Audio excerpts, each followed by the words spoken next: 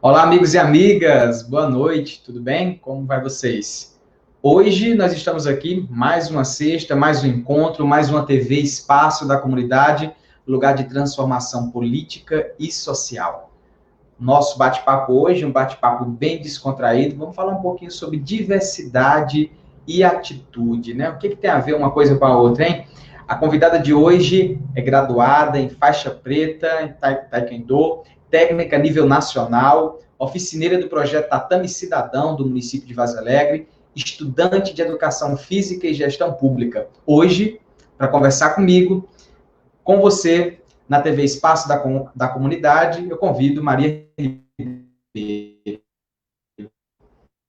Boa noite a todos, muito obrigada pelo convite, é um prazer enorme estar aqui contigo Boa noite, e com Maria. todos, e com todos os que estão aí acompanhando a nossa live. E é uma honra estar aqui falando sobre um assunto tão importante.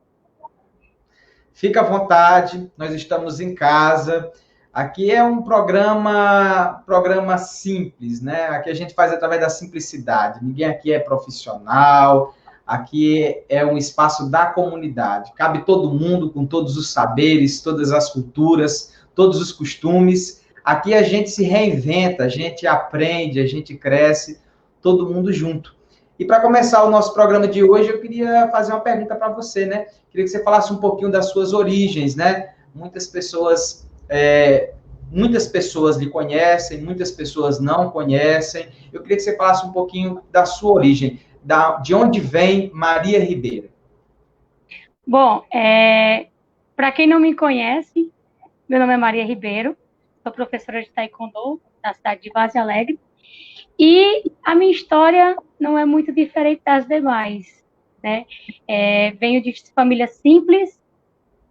Nasci e me criei na zona rural de Vaza Alegre, no sítio Marizes Costa, e com os 16 anos fui para São Paulo, porque eu tinha um sonho muito grande, de ser professora, de ser atleta de alguma modalidade de artes marciais, e como nossa cidade ainda não existia a oportunidade, eu tive que buscar na cidade grande.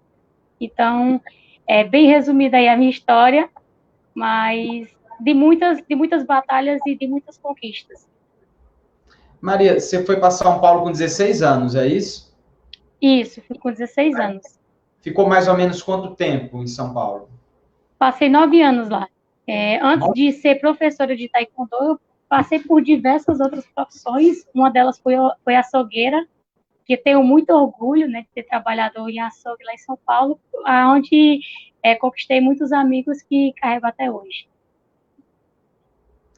Quando foi que surgiu essa Maria Ribeiro, né? Mulher forte, né? Que tem uma mulher de fibra, conhecida no nosso município, é adorada pelos adolescentes. Quando foi que surgiu? Quando começou essa vida, vamos dizer, pública da Maria Ribeiro? Como toda mulher, a gente já nasce com muita força. Muitas vezes a gente não descobre o quanto de força a gente tem, né? Eu sempre sonhei em, em ganhar e conquistar as minhas coisas, conquistar o meu sucesso. Eu tinha muita vontade de ser lutadora. E a partir do momento que eu saí das minhas origens, saí ali da minha zona de conforto e fui para São Paulo, né? Já o mundão já começou a ensinar, porque muitas vezes a gente tem que aprender com o mundo. E São Paulo foi uma escola para mim. Então, foi a partir do momento que surgiu a Maria Ribeiro, a partir do momento que eu tive que aprender a ser forte. Desde criança, Maria, você já gostava de atividades, vamos dizer assim, esportivas, desde criança, ou já foi já na adolescência, quando foi para São Paulo, que surgiu esse desejo maior? Ou é uma coisa que já vem desde sempre? Desde sempre, né? Meu tio que o diga. Que aí, quando eu era pequena, eu ficava chutando os pés de bananeira dele aqui no sítio. E aí já tinha vontade, né? Eu assistia filmes que tinha grandes inspiradores aí, como Jet Li, Jack Chan, e queria copiar os seus movimentos, né? Então, desde pequena que eu tinha vontade, mas ainda não tinha surgido a oportunidade, como para muitas crianças da zona rural, também creio que não seja muito diferente, até no tempo de hoje. Às vezes a atividade esportiva, ela funciona também como uma forma de fuga, de descarregar, às vezes, algum sentimento, algo reprimido na vida. Teve alguma função dessa para você, o esporte? Foi uma válvula de escape, assim, o esporte para você? Bom, o esporte ele é usado como uma ferramenta de desenvolvimento, né, do ser humano. Além de transformar a vida do indivíduo, a gente sabe que o esporte aí tem ajudado bastante, tanto na questão do combate aí à ansiedade, depressão, saúde física, não somente mental, né? A gente sabe que tem uma influência muito grande sobre a nossa vida. E na minha também não foi diferente. O esporte transformou a minha vida, porque nesse mundo a gente existe muitas oportunidades de se envolver com drogas, de entrar no mundo da prostituição, e nunca falta essa oportunidade, essa não falta, né? E por muito tempo, eu tive crises de ansiedade, foi através do esporte que eu consegui controlar. Muitas vezes eu cheguei próximo de ter depressão, sem falar que eu sou LGBT, né? E através do esporte eu conquistei o meu espaço, porque é muito difícil hoje você, como parte do grupo LGBT, você conquistar o respeito das pessoas, porque principalmente num lugar que existe um preconceito muito grande. Isso que não quero generalizar, né? Dizer que só existe aqui, mas um preconceito que existe no mundo inteiro. Então, conquistar o meu espaço com respeito das pessoas por quem eu sou é muito importante. Foi o esporte que me conseguiu, como é que eu posso dizer, se encontrar? Me ajudou a me encontrar, né? Maria, o nosso tema é diversidade e atitude. E a gente vai já falar um pouquinho também com relação à diversidade, né? Mas por que eu propus esse tema diversidade e atitude? Porque, infelizmente, nós vivemos numa sociedade muito preconceituosa e muitas das vezes se cria uma ideia de que as pessoas que não têm uma orientação sexual, que é aquela dita a regra da sociedade, são pessoas que não podem contribuir. Infelizmente, existe muito isso ainda, de achar que são pessoas que são incapazes, que não podem contribuir, que não podem tocar uma vida totalmente normal. Infelizmente, ainda existe muito esse tipo de preconceito. Então, quando eu propus esse tema, foi para mostrar que existe atitude em cima disso, né? Existe protagonismo. E tem muitas pessoas ditas no padrão da sociedade e que muitas das vezes acaba vivendo uma vida, praticando ações que vai totalmente contra o humano, né? Que acaba, às vezes, machucando as pessoas, acaba deixando de ser solidário com as pessoas. Então, a gente vai, daqui a pouquinho, entrar bem nesse tema. Mas antes, eu quero aqui falar ainda sobre a questão da atitude, né? Quando surgiu a ideia de transformar as artes marciais em projeto social? Como que foi o início de tudo isso? Hoje você é oficineira na Secretaria de Assistência Social, com o projeto Tatame Cidadão, um projeto muito conhecido no município de Vaza Alegre, é referência, um projeto que é visto não somente em Vaza Alegre, mas na região, no estado, enfim, traz muito protagonismo dentro da sua função social. Como que surgiu isso? Como que foi o princípio de tudo com relação ao Tatame Cidadão? Bom, o projeto surgiu aqui depois de um ano que eu tinha chegado em São Paulo, mas eu sempre tive um sonho muito grande, né? Eu sempre sonhei ser lutadora profissional, tive a chance de exercer, né, como no boxe, mas como você mesmo falou, existe um preconceito muito grande. Muitas pessoas falavam que o boxe ia destruir o meu corpo, destruir a minha cara, e eu acabei, por medo, né, de um sonho tão grande, acabei desistindo e me encontrei anos depois no taekwondo. Treinei bastante, meu sonho era ser lutadora e não professora, só que aí surgiu alguns problemas de saúde, onde eu perdi praticamente o movimento das pernas, né? E para chegar até ser professora, eu dormi na rua, lá em São Paulo, eu passei fome, minha família inteira já estava aqui, eu já não tinha mais praticamente ninguém. Foram meus amigos lá de São Paulo.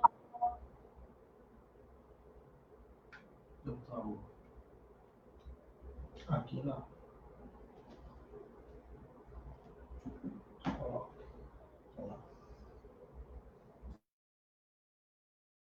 Probleminha técnico, né? A internet de Maria deu uma travadinha, mas para você que está aqui conosco, aqui participando da TV Espaço da Comunidade, nós estamos falando com Maria Ribeiro, ela que é oficineira, aí dentro do projeto Tatame Cidadão, um projeto que vem fazendo milagres em Vaz Alegre, né? Vem pegando essa juventude e colocando dentro do espaço de protagonismo, um projeto que tem deixado a sua marca de referência dentro do esporte vazalegrense. Tá me ouvindo, Maria?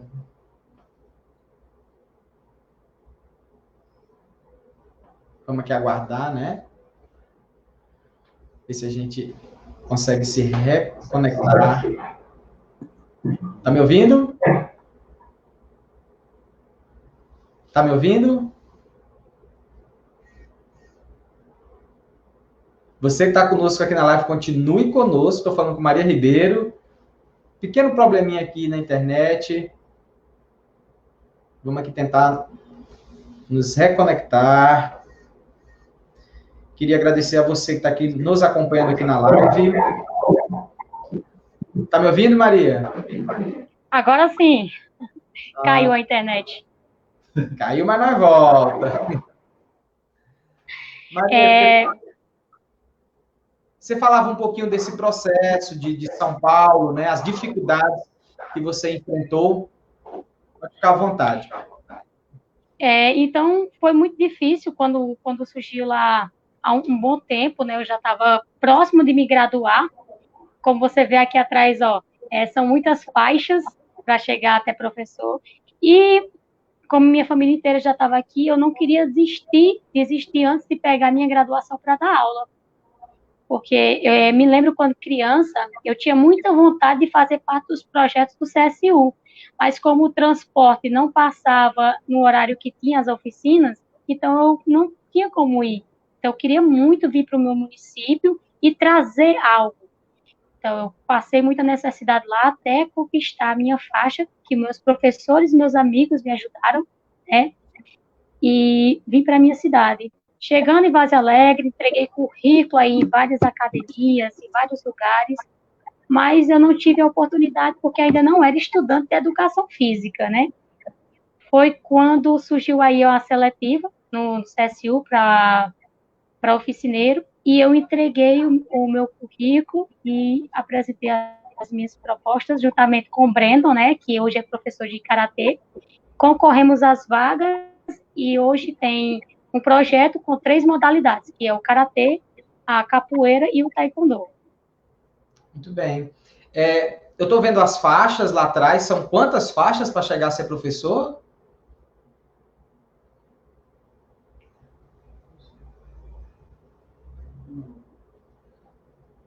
Eu acho que a nossa internet... Pessoal, continue conosco. Estamos conversando com Maria Ribeiro. Ela está falando diretamente da comunidade que ela mora no sítio. Eu acredito que por isso a gente está tendo uma dificuldadezinha aqui com o sinal da internet. Tá bom? Tá me ouvindo, Maria? Sim. Eu estou falando aqui do marido. Estou falando do sítio, aí a internet aqui, a conexão é um pouquinho complicada. Tá, ok. Maria, são quantas faixas para poder chegar a ser professor de taekwondo?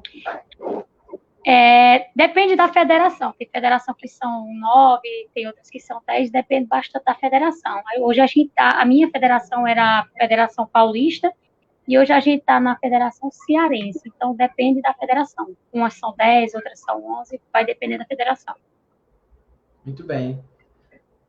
Queria aqui agradecer as pessoas que estão nos acompanhando aqui, agradecer a Dark Diniz, a Menésia Leonardo, a Kathleen Gonçalves, Cícero César Dantas, Wesley Pereira, e a Menésia coloca assim, as comunidades rurais também têm sido beneficiadas com as ações do Tatame Cidadão. Maria tem disposição de sobra.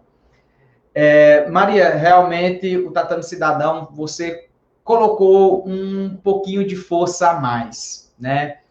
E eu ouvi um depoimento seu uma vez, que você pegava o seu próprio carro para se deslocar para as comunidades rurais, né? E qual é o limite para colocar um sonho em prática, né? Qual o limite? Eu creio que não existe aí limite. Quando você tem um sonho, né, você não pode esperar somente pelo poder público. Você tem que colocar também um pouquinho da sua dedicação. E o projeto Tata Cidadão é um sonho que eu estava realizando, e ver a felicidade do pessoal da zona rural e é muito mais além do que o dinheiro pode comprar. Então, sim, eu me dediquei por amor, porque eu amo o esporte, sou apaixonada por esporte, e para mim nunca foi um sacrifício, né? Foi de estar ali, não importava se era sábado, domingo, se existia um feriado, para mim estar ali com aquelas crianças e ser recebida da forma calorosa que eu sempre fui bem recebida, para mim sempre foi gratificante. Hoje, como que funciona o projeto? Como se dá a organicidade desse projeto? Como funciona? Existem regras? Como se dá a organização, o funcionamento do projeto? Até onde ele está chegando hoje? Bom, hoje a gente já alcança aí 9 comunidades. Eu nunca coloquei limite na quantidade de alunos, porque eu sempre preservei muito pela questão de um espaço, né, pela oportunidade. Muitas vezes tem aluno lá que ele não vai gostar e vai acabar saindo e outra pessoa vai entrar. Então, eu nunca coloquei limite, né, de aluno. As turmas funcionam ali no bairro Os Grossos, Sanharol, na Sítio Caiçara, Carnaúbas, Canidezinho, Atoleiro, no CSU. São tantas turmas que às vezes a gente esquece até de mencionar alguma, mas são aí pessoas, são alunos que eu amo bastante e é como uma segunda família. Apesar de no município de Vaza Alegre a gente ter alguns projetos sociais, a exemplo do Tatame Cidadão, infelizmente a gente ainda perde muitos jovens para as drogas, para o tráfico, e perde literalmente falando mesmo, né? Nós temos, infelizmente, um índice até considerável de jovens que perdem a vida no mundo das drogas. Na sua opinião, como professora, como uma pessoa que não é só uma professora, mas também tem dentro de si esse desejo de mudança através do social, na sua opinião, o que precisaria nós avançarmos ainda mais para poder ficar, pelo menos, mais combatível essa batalha que existe hoje, que é uma batalha que às vezes é invisível, mas as drogas estão aí, e só quem sabe mesmo é quem está em casa, é a família, é o jovem. As drogas estão aí, é uma realidade, não é uma realidade de Vaza Alegre, mas é uma realidade do nosso país. Na sua opinião, o que precisaria acontecer para fortalecer mais essa busca dos jovens e minimizar mais um pouco desse mundo tão oculto, tão obscuro que é as drogas? A gente sabe que a questão em relação aos projetos sociais, né, a gente sabe que é uma dificuldade não somente do nosso município, em questão de incentivo financeiro, né, mas é uma realidade de muitos municípios aí do nosso Brasil, né. E a questão dos projetos, ele tem uma importância tão grande para a vida dos jovens, e principalmente quando se refere a tirar, né, do alcance aí um pouquinho das áreas que a gente trabalha, são áreas de risco, então eles têm um acesso maior, né, principalmente vamos colocar que quando existe a falta de oportunidade no mercado de trabalho, o jovem, hoje, muitos jovens entram nesse mundo porque existe uma facilidade de conseguir uma questão financeira. Então, se houvesse mais oportunidade no mercado de trabalho, talvez a gente conseguisse amenizar. Existe também a questão da saúde mental. Muita gente procura refúgio, procura sair da sua realidade, né, do seu real, para mergulhar nas ilusões que a droga que as drogas oportunidades e dando também aí o acesso a um psicólogo, a tudo isso, a gente possa amenizar essa chegada do jovem até as drogas, porque depois que ele tiver aí dentro do vício, a gente sabe quanto é difícil de tirá-lo, né? A gente perdeu aí muitos jovens, inclusive muitos deles eu conhecia, né? Eu conhecia. E alguns deles fizeram parte do projeto de uma forma ligada a escolas, né? Então, eu acompanhei de perto. Teve uma história que me comoveu bastante e vou levar para toda a minha vida, né? Que um jovem chegou para mim e falou assim, Maria, eu pratiquei furtos, eu me envolvi com drogas, porque eu não tinha onde comer, eu não tinha onde dormir.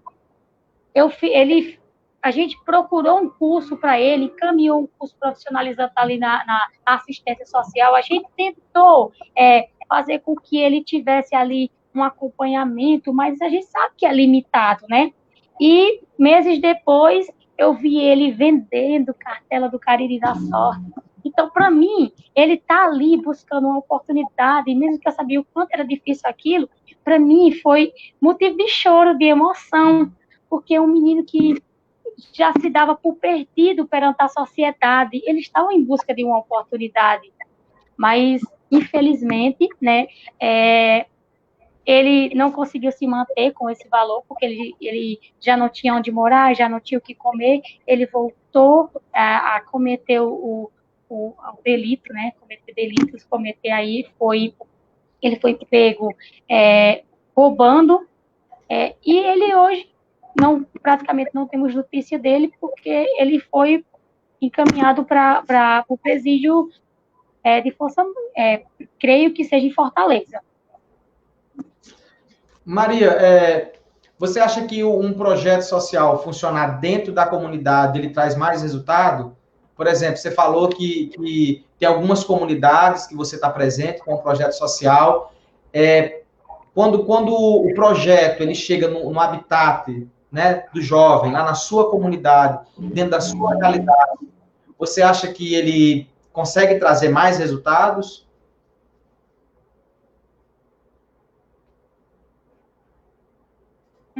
Uma comodidade, quer estar em casa, né? Ali hoje tem os jogos que são muitíssimo interessantes, inclusive eu gosto bastante do Free Fire, né? Mas quando está próximo dele, que a gente pode estar chamando ele, porque assim, o jovem, ele tem, vamos colocar, eu também tenho, às vezes a gente tem isso, aquela preguiça de sair de casa. E quando está ali próximo, a gente pode chamar, pode incentivar. Então, quando as turmas são próximo da residência desse jovem, a gente tem uma facilidade de levar ele até a aula, né? Muitas vezes ele precisa daquele puxãozinho, vamos para a aula, né? É questão de você não desistir do jovem, né? E sem falar que você ainda pode fazer também uma ligação, a questão da valorização do próprio espaço do jovem, né? O espaço público que possa ter a aula dentro da comunidade, a questão da preservação, da valorização, tem toda essa questão também que pode ser explorada, né? Sim, as escolas, né? Hoje eu trabalho em bastante escolas que sou muito bem recebida pelas diretoras. Eu quero mandar um beijo e agradecer por esses anos que as diretoras das escolas têm contribuído com o projeto.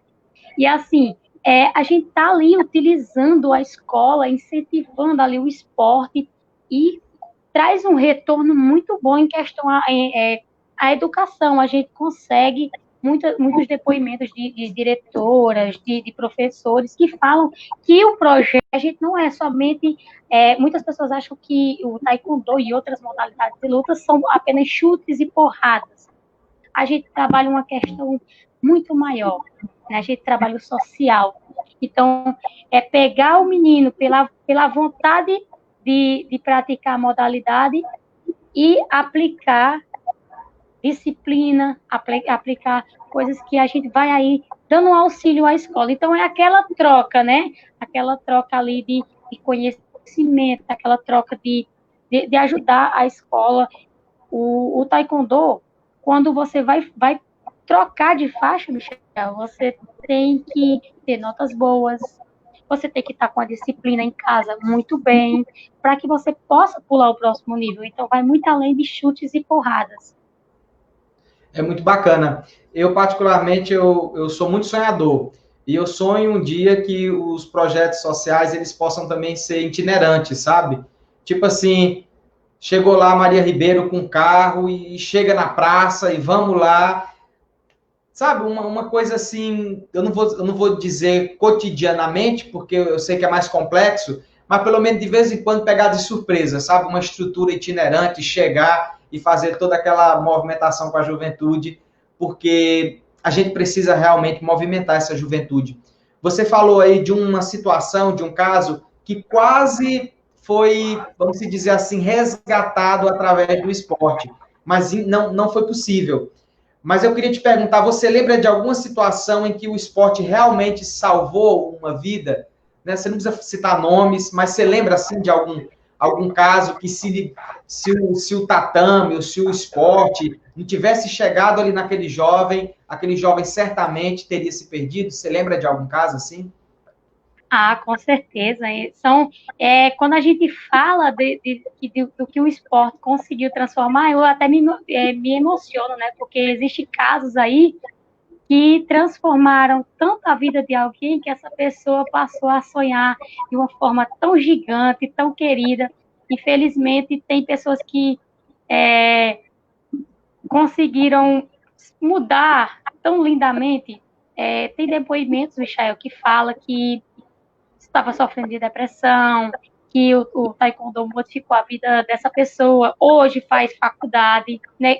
Inclusive, essa pessoa tentou tirar a vida várias vezes, e foi através do projeto que essa pessoa viu forças para continuar, me coloca como referência. Então, isso é muito emocionante para mim, sabe? Ver que eu consegui ali, através do amor que eu tenho por o esporte, salvar uma vida, sem falar da minha, né?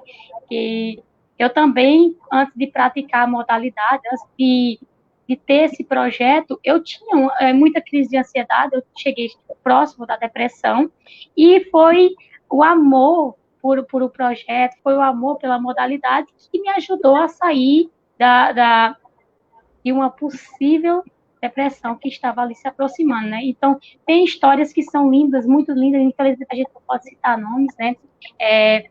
Uma das histórias que me emociona, eu tenho certeza que se a família dessa pessoa estiver assistindo, sabe o amor que eu tinha por essa pessoa, infelizmente Deus levou, mas eu creio que está lá lutando no tatame, lá em cima, né? Uma pessoa heróica para mim, e sabe quantas batalhas teve que passar, e então são tantas vidas que a gente salvou, e você receber aquela mensagem, eu te amo, você transformou minha vida, e você saber que aquele que está escrito ali não é da boca para fora, não tem dinheiro que pague, não. Maria, eu tenho um colega que é professor e às vezes ele fala para mim dessa questão do isolamento que os adolescentes eles têm dentro das suas próprias casas, o bloqueio, né? E acaba se abrindo com o professor na sala de aula, até momentos importantes da vida, que talvez era para o pai ou a mãe participar, acaba que o professor acaba participando. Na sua opinião, você que trabalha com jovens, o que falta, assim, nessa ligação do jovem com a família, com o pai, com a mãe? Se você pudesse dar um conselho agora para os pais e para as mães, como uma profissional que tem contato com muito jovem, qual a dica que você daria para os pais e para as mães para ter um melhor relacionamento com seus filhos, principalmente nesse período de conflito, que é a pré-adolescência, a adolescência? Assim, Michael, no início do projeto, eu tinha pouquíssimos pais assistindo ali os treinos dos seus filhos. Inclusive, quando eu fui fazer o primeiro exame de faixa do projeto, eu senti um aperto no coração, sabe? Porque eu vi ali 3, 4 pais, acho que 2 mães e um pai tinha lá, e os outros, eles não estavam sozinhos, porque eu estava lá com eles e os seus colegas também, né? Então, aquilo me doeu bastante, ver aquela situação. E eu pensei, como que eu posso fazer para que os pais se aproximem desse projeto, que a gente possa trazer eles para ver o quanto o filho deles são felizes aqui, são talentosos. E a partir do momento que eu comecei a interagir com os pais, que eu acho que se torna uma coisa mais complicada do que com os próprios filhos, né? Quando você vai até os pais, começou a se aproximar. E hoje, eu posso dizer que o projeto tem uma participação dos pais muito grande, gigante. Inclusive, se você acompanhou aí, quando a gente foi para o Rio de Janeiro, uma das nossas vazialegrenses, a mãe foi acompanhando a gente, né? Que a nossa Cieta, ela foi com a Rayane, que foi disputar o Campeonato Brasileiro, ela foi junto com ela e estava lá junto com a gente na luta. Então, tem sim um acompanhamento dos pais, mas a gente sabe que muitas vezes a falta de incentivo é dentro de casa. Fala para o filho, muitos pais falam para o filho, você não vai conseguir, isso não passa da sua obrigação, e a gente tem que tentar se modificar um pouco para que o seu filho, se você não teve uma juventude ou infância feliz, você tem que tentar modificar um pouquinho para que seu filho tenha essa infância e essa juventude feliz, apoiar. Quando você tem o apoio do seu pai, de sua mãe, as coisas ficam um pouquinho mais fáceis. É isso aí, estamos aqui conversando com Maria Ribeiro, né? Falando um pouquinho sobre diversidade de atitude. Queria aqui agradecer a Pedro Cardoso, ele diz boa noite, parabéns pelo projeto social, Vaz Alegre precisa muito. Catiana Brito aqui nos acompanhando, muito obrigado. O companheiro José Marques Grangeiro, boa noite, Michel Martins, companheiro de muitas lutas, voltado pelo social. Ana Cristina também entrando aqui na live, muito obrigado pela participação de todos vocês. Maria, nossa temática é diversidade de atitude, falamos um pouquinho sobre a atitude, né? E eu quero falar um pouquinho sobre diversidade. No último dia 28 de junho foi celebrado o Dia do Orgulho LGBT. Mas antes de falar um pouquinho sobre isso para você, eu queria olhar para quem está me ouvindo em casa, para as pessoas que geralmente, quando tem esse tipo de debate, traça todo tipo de comentário negativo, preconceituoso. Eu queria deixar bem claro que o nosso debate aqui ele não tem o propósito de trazer orientação sexual para ninguém. Até porque isso é uma coisa muito particular de cada um. Como também aqui não tem nenhum tipo de objetivo de ir contra a religião, a princípios de ninguém. Aqui a nossa meta, o nosso espaço da comunidade, o nosso objetivo central é o respeito, né? É o respeito às pessoas, porque o respeito ele cabe em todo lugar. E para você que é cristão, não existe pessoa mais respeitadora do que Jesus Cristo. Aquele que respeitava tanto que ele conseguia acolher todas as pessoas que estavam ao seu lado. Então, queria iniciar esse debate com a Maria, e você pode participar conosco fazendo pergunta também. Maria, dia 28 de junho foi celebrado o Dia do Orgulho LGBT. O que significa essa data para você? Eu vi que você colocou algumas manifestações na rede social. E o que significa? O que é essa data, né? Por uma causa, fazem, como você mesmo falou, muitas pessoas fazem comentários preconceituosos, mas a gente tem que entender que Deus nos deu livre-arbítrio para você escolher o que você quer ser. E muitas vezes a gente deixa de ser livre, né? Quando eu falo de liberdade, eu não falo da falta de respeito. Quando muitas pessoas falam, porque um LGBT tem que respeitar as pessoas, e por que as pessoas não podem respeitar-nos? Qual é a falta de respeito? Ser nós mesmos? Isso é falta de respeito para uma sociedade? Então, quando falamos de LGBT, da luta, do orgulho, muitas pessoas comentam, né, que deveriam ter o orgulho hétero. Não sei se você já chegou a ver essas publicações. Eu acredito que essas pessoas são um pouquinho sem conhecimento, porque eu agradeço a Deus, né, pelas pessoas héteros que tem do meu lado, que eles não precisam lutar por isso, porque eles não sofreram preconceito, eles não sofreram, né, de tantas agressões que a gente vê os nossos LGBT sofrer por aí, pelo simples fato de querer ser quem você é.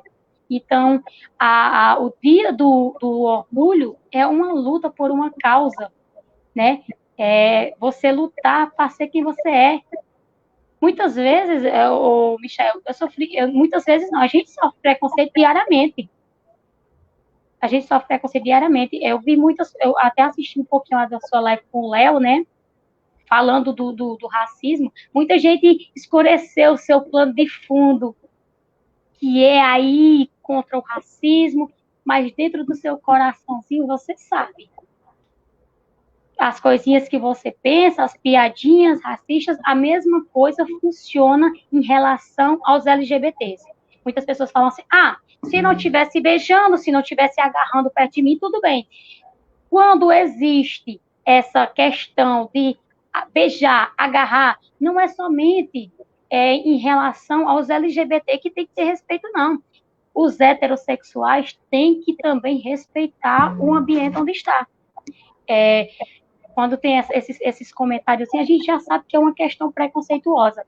Eu sou uma pessoa que respeito todas as religiões, que eu respeito as suas escolhas. Eu creio que, assim, a partir do momento que eu deixo de me incomodar com a tua vida, eu começo a viver a minha. Então, eu estou tentando aí, todos os dias, viver muito mais a minha vida do que a dos outros. Maria, se fala muito na questão da homofobia, inclusive quando nós iniciamos os nossos trabalhos no Legislativo, nós ainda fizemos ainda um fórum, um momento de debate para tratar sobre esse assunto. A homofobia, você já passou por essa situação? Já tem algum caso emblemático assim na sua vida? Porque a gente sabe que tem muito preconceito velado ainda, né? As pessoas às vezes agem de forma preconceituosa, maldosa, mas tenta disfarçar, não foi isso, não é isso, e às vezes passa batido, né? Tem muito preconceito velado. Mas você já passou por alguma situação realmente extremamente preconceituosa? Bom, Michel, quando a gente fala em relação ao preconceito, né, existe aí várias questões, muitas, né? Uma das coisas que vejo aqui no nosso município é que existe ainda muita coisa a lutar para a gente conquistar o nosso pequeno espaço, que a gente só quer o nosso espaço, a gente não quer tomar o espaço de ninguém, a gente só quer viver. Então, existiu muitos preconceitos, ainda existe. Mas graças a Deus, Deus me deu força para superar, né? Além de superar essas barreiras, porque são barreiras aí que colocam no nosso caminho, né? Como de muitas outras pessoas. E lutar por isso. Porque eu não penso somente na minha liberdade, eu penso na liberdade do próximo, né? Existe não somente o preconceito por ser LGBT. Hoje eu posso dizer sou LGBT, mas eu venho de uma família que a minha aceitação não foi fácil, e ainda não é. Existe só eu te respeito, mas eu te aceito é muito difícil de você. Não sei por que a pessoa fala essa palavra, eu te aceito. Quem tem que se aceitar é você mesmo, né? E existe sim aí muito preconceito, e a gente tem que tentar quebrar essas barreiras. Esse fórum não devia ter ficado só no início, deveria ter lutado com mais força, e creio que a gente pode lutar muito ainda por isso. Maria, Ok. Você fez uma observação aí no final, né? Eu não sei se você vai concordar comigo, mas você acredita que todo mundo tem suas bandeiras de luta, né? E as minhas bandeiras de lutas, elas são diversificadas, mas tem pessoas que se identificam mais com uma determinada luta e se dedicam mais em torno daquela luta. Mas, enfim, as minhas bandeiras, geralmente, é as que chegam até a mim. Onde precisa de ajuda, ali eu estou. Mas você acredita que quando a gente fez esse encontro, nós tivemos uma certa dificuldade dentro do próprio meio? Você acredita? Foi um encontro muito bom, profissionais altamente capacitados. Eu lembro que teve a participação do secretário estadual LGBT, teve a participação do Fernando Júnior, enfermeiro, também teve a participação da professora Samara Calixto, se eu não estiver enganado, mas você acredita que o gargalo, a dificuldade do evento foi no meio, principalmente da questão da mobilização, sabe? Eu achei assim uma coisa, eu fiquei um pouco impressionado com isso. Mas qual o seu pressentimento com relação a isso? Existe uma falta de unidade? Assim, muitas pessoas têm medo. É muito difícil você abrir a sua boca perante uma população tão preconceituosa, porque existe muito, né? E você dizer, eu sou dessa forma e isso não me define. Isso não me define, a minha sexualidade não me define. E é muito difícil você ter essa coragem, porque você sabe que a partir desse momento você está sujeito a preconceito. Então, são muitas pessoas que a gente sabe que é do LGBT, mas quando é para levantar a bandeira e falar assim, a partir desse momento você tem que ser forte para você lutar por a causa, muitas pessoas, elas têm medo de não saber como lidar com o preconceito, de não saber como lidar com a rejeição. Então, sim, é muito complicado quando você tenta reunir. Quando parte, Michel, quando parte assim, o preconceito das pessoas mais velhas, né, as pessoas mais idosas, eu tento compreender que viveu num tempo que a sua mentalidade era ali dentro do tradicional, era lá dentro, sua mentalidade era um pouquinho mais fechada. Mas quando parte de uma juventude, eu fico me perguntando de que tempo essa pessoa passou. Porque hoje a gente vê que a gente tem o direito de ser quem a gente quiser, entendeu?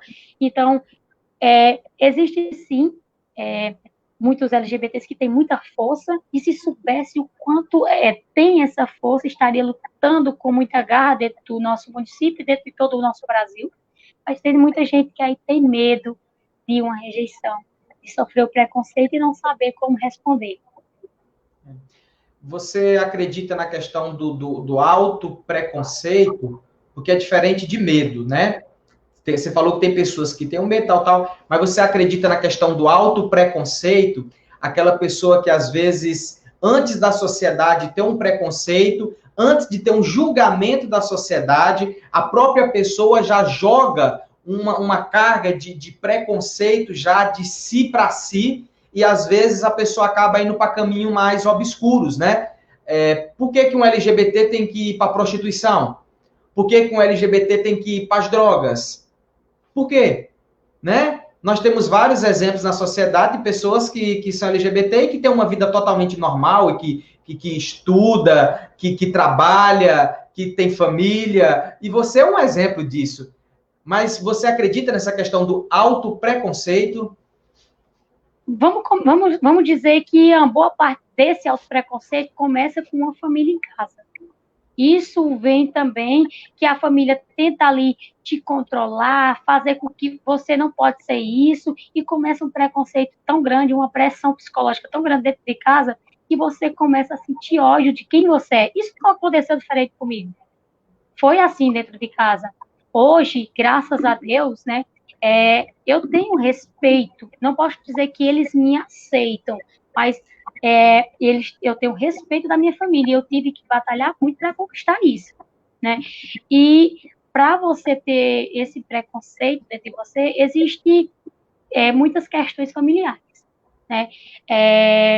Quando muitas vezes eu falei para você que existe a questão de sair da sua realidade. Muitos LGBTs entram nas drogas, por quê? Porque ele nem chegou a sofrer o preconceito do mundo. Ele sofreu o preconceito onde era a sua base, onde era a sua estrutura. Quando a gente fica triste ou a gente fica chateado com algo, para onde a gente quer correr primeiro? Não é para casa? Para casa, né? Quando a gente é criança, que a gente cai, machuca seu joelhinho ali, para que você quer correr? Não é para sua mãe, não é para seu pai, não é para alguém que você gosta mostrar o seu machucado para ele soprar? E quando essa dor é tão grande que você queria correr para alguém para dizer, eu estou sofrendo, eu estou machucado, me ajuda. E essa pessoa vai simplesmente apertar o teu machucado. Como é que fica? Então, começa aí o autopreconceito, começa aí ele buscar formas de refúgio, que é onde ele entra na prostituição, onde ele entra nas drogas, porque a prostituição vai trazer dinheiro. O dinheiro te dá o prazer de comprar. Quando você compra uma roupa nova, você não fica feliz naquela camisa nova, aquela coisa que você queria muito? Então, ele substitui uma coisa por outra. Ele acaba substituindo aquele amor, aquele acolhimento que ele queria da família dentro de outras coisas.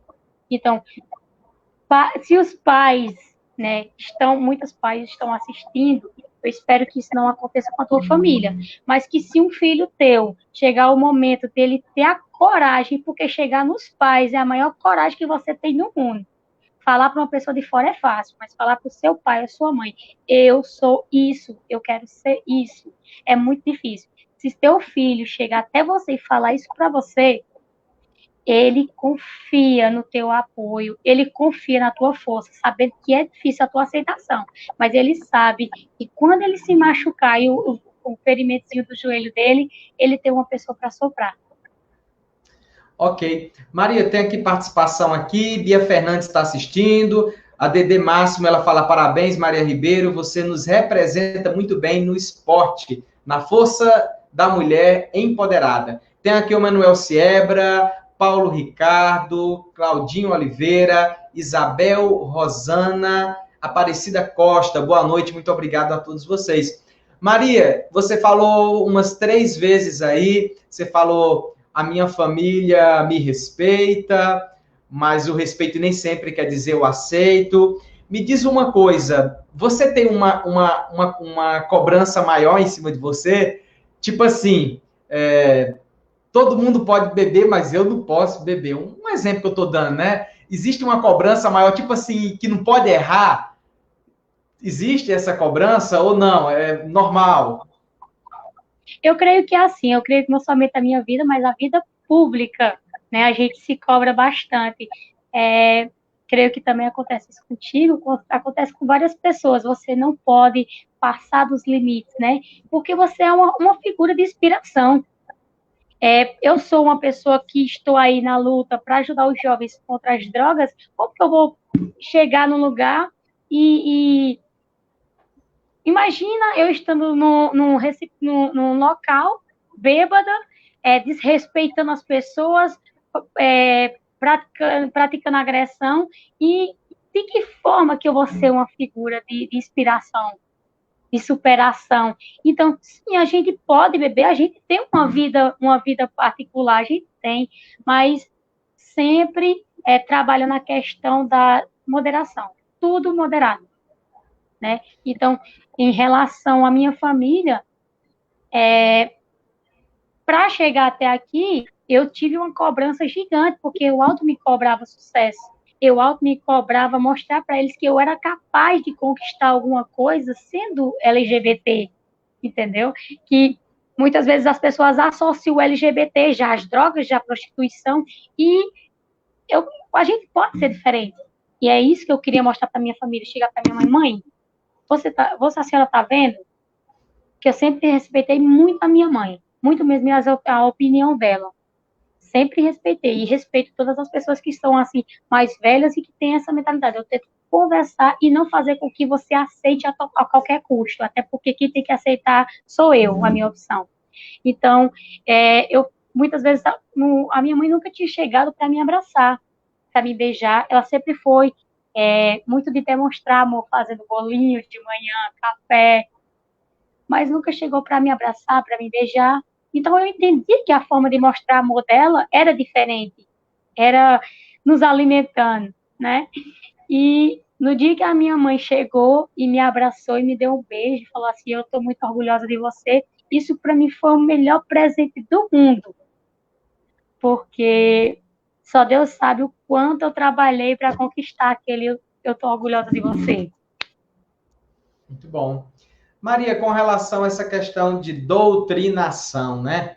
Tem um pessoal aí que fala nessa questão de doutrinação, principalmente com essa questão da orientação, né? Tem pessoas que dizem que se um jovem tiver uma convivência com uma pessoa que é LGBT, isso vai influenciar no jovem, e o jovem também vai mudar a sua orientação e tudo mais. E esse tipo de comentário acaba gerando preconceito, né? Acaba gerando preconceito, acaba gerando violência, acaba gerando morte, né? Qual a sua opinião com relação a essa temática, né, que tanto se fala aí, né, que vai doutrinar os jovens, enfim, essas coisas aí?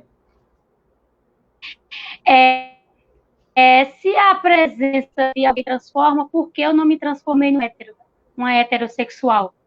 Porque eu convivo com pessoas heterossexuais e toda a minha infância e juventude foram acompanhadas aí por pessoas machistas, né, e pessoas heterossexuais. Então, se a convivência transforma, por que não me transformou? Então, eu creio que não existe isso. Existe ou você é ou você não é. Não existe a questão de eu estou andando com LGBT ou você é LGBT. A minha vida inteira foi andar com pessoas heterossexuais. E nem por isso me transformou num heterossexual. Isso aí. Passa ligeiro, viu? Estamos já chegando no finalzinho do nosso programa. O negócio aqui é muito rápido. Mas vamos aqui, Maria. Eu estava olhando aqui uma notícia de 2019, uma notícia do dia 20 de fevereiro de 2019, que diz assim: Brasil registra uma morte por homofobia a cada 16 horas, aponta relatório. Brasil registra uma morte por homofobia a cada 16 horas, aponta relatório. Você tem medo? Você já passou por essa situação assim de estar em uma festa ou estar andando na rua e você sentir medo de ser violentada, medo de alguém lhe agredir por causa da sua orientação? Eu creio que tem que ter medo às pessoas que querem fazer isso, né? Porque eu sou faixa preta.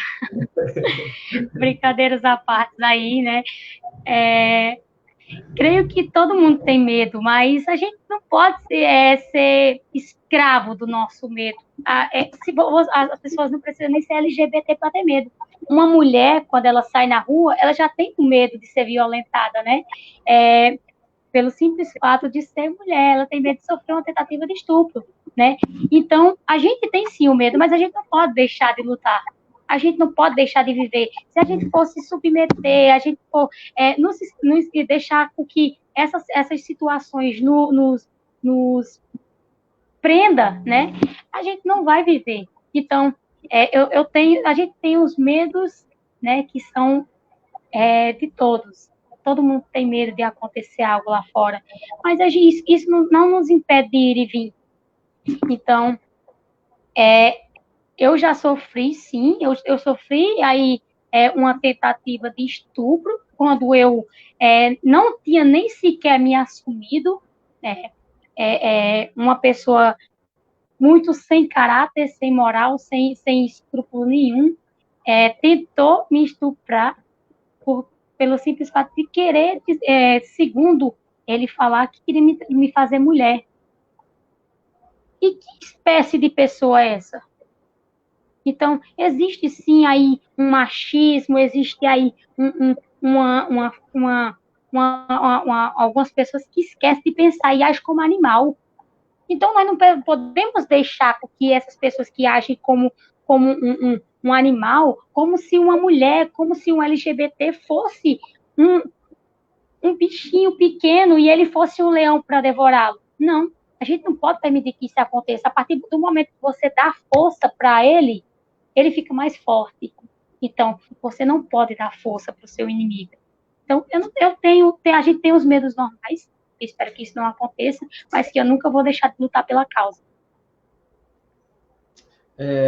Eu sempre fico impactado aqui no programa, porque às vezes eu recebo resposta que eu não estou preparado para receber, né? E isso aconteceu com o Léo também, e agora aconteceu com você também, porque a gente não sabe o que a nossa juventude passa nos momentos mais obscuros, né? Enfim, se você parar para pensar agora, tem muito jovem que tá sendo violentado, está sendo violentada, tem muito jovem que está sendo violentado dentro da sua própria casa, né? Não só uma violência física, mas também uma violência psicológica, né? Nós temos jovens que sofrem violência psicológica todos os dias, e isso é aqui em Vaza Alegre, em outros lugares. Então a gente fica sempre impactado quando você começa a mergulhar nessa realidade. Porque uma coisa é quando você vai para uma praça que vê todo mundo bacana, ou fazendo atividade física, ou numa festa, quando você vê na igreja, mas nem sempre aquela realidade que você está ali de frente com ela é a realidade que está dentro de cada um, né? Então, o seu testemunho aqui hoje, Maria, sem dúvida, é uma fortaleza para muitos jovens que estão aqui participando, que estão aqui assistindo, é um estímulo para continuar a luta na vida com muita perseverança. Queria aqui agradecer, né, as pessoas que estão nos acompanhando, Áurea Luiz Almeida, Claudinho Oliveira, professor Laércio Moraes, live muito interessante, tema de extrema relevância em um país onde o preconceito se concretiza também como uma forma de aumento das desigualdades sociais. De fato, né, é o que a gente falava, né? Muito obrigado pelo comentário.